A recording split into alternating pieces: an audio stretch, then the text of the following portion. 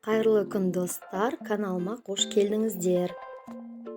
Бұл видеода қызанақтан және баклажаннан ерекше салат жасаймын. Видеоны соңына дейін міндетті түрде көріңіздер. Сіздерге бұл рецепт ұнайды деп ойлаймын. Салатқа қажетті ингредиенттердің мөлшері видеоның астындағы описание бөлімінде көрсетілген. Бұл салат тещин язык салатына ұқсайды, бірақ дәмі ерекше тіл үйреді. Ингредиенттердің мөлшерін өздеріңіздің отбасыларыңызға байланысты көбейтіп немесе азайтсаңыздар болады. Менде 2 баклажаннан 2 тарелка салат шықты. 2 баклажанды қабығынан тазартып алдым. Сосын оны жұқалап, кесіп, тағы да ортасынан 3-ке бөлдім ұзыннан, сосын сопағынан тағы да 1-2-ке бөлдім.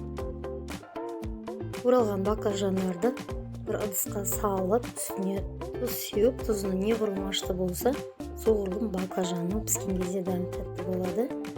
Және үстіне толтырып су құйып, жарты сағатқа жаңағы баклажанның ащы дәмі шықсын деп қойып қойдым. Баклажан суда дайын болғанға дейін мен 5-6 қызанақты алып, тазалап, оны жарты ай тәрізді етіп турап шықтым. Егер де сіздер салаттың құрамында қызанақ көбірек болсын десеңіздер, көбірек қосасыздар, немесе керісінше баклажан көбірек болсын десеңіздер, баклажанның мөлшерін көбірек қылуға болады. Кейінгі жылдары жас келген кісілер, жастар, мынандай күн ыстығында осындай бір шаймен отырып салат жегілер келеді, бірақ көп салат бізде майонезбен болып шығады. Сондықтан кісілердің көбісі қонақтар салаттар түртпей қояды. Салаттың бұл нұсқасы дайындағанға өте жеңіл, әрі жылдам дайындалады және жемей қоятын кісілер табылады деп ойламаймын. Бұл салатты қанша кісілер жеп дәмін көрді, бәріне өте ұнады. Баклажаннан осындай майонезсіз салатты жасап тұрыңыздар.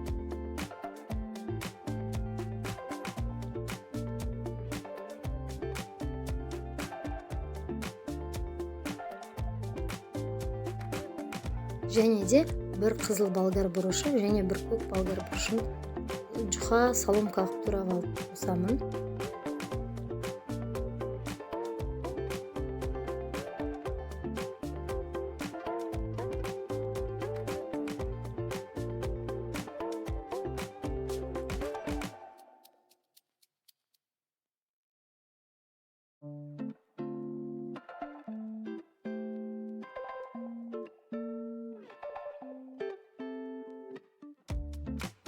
Екі дана чеснокты ең алдымен жұмсартып алдым, сосын өте майда ұсақ қылып турап шықтым.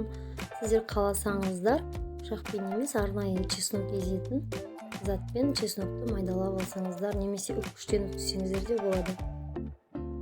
Міне жарты сағатта өтті, мен боламын дегенше баклажанды дайын болды, суының түсі өзгерді. Баклажанды судан сүзіп алып, қатты қызып тұрған майға салып, өстіп қуырамын, екі бетін қып-қызыл қызартып. Осы салатты мен баклажанды қабығынан тазартпай жасап көрдім, бірақ ол кезде дәмі бұндай болмайды.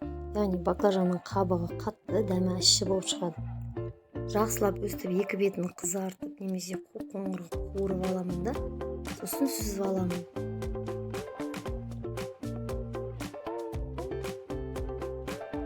Ыстықтай сүзілген баклажанның үстіне жаңағы чеснокты, қызанақты, болгар бұрышын қосып, татымына қарай тұз салып араластырамын. Яғни ыстық кезде араластырсаңыздар, баклажанның дәмі бәріне сіңіп, сочный болып шығады.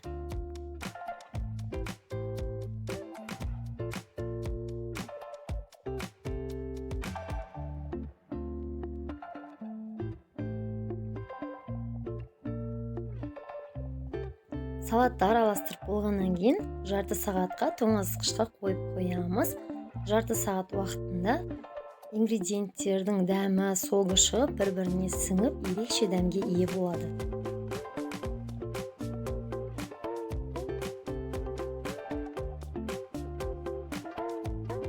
Бұл Бұл салаттың төшін yazып кеткен ерекшелігі майонез қосылмайды және баклажандарды қабығынан тазартамыз.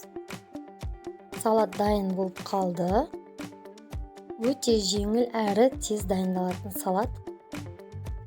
Сіздерге рецепт ұнады деп ойлаймын. Егер сіздерге рецепт ұнап жатса, келесі мен видеоларымды жіберіп алмас үшін каналға тіркеліп, лайк басып, комментарий жазыңыздар. Сіздермен бірге болған Әсел, сау болыңыздар.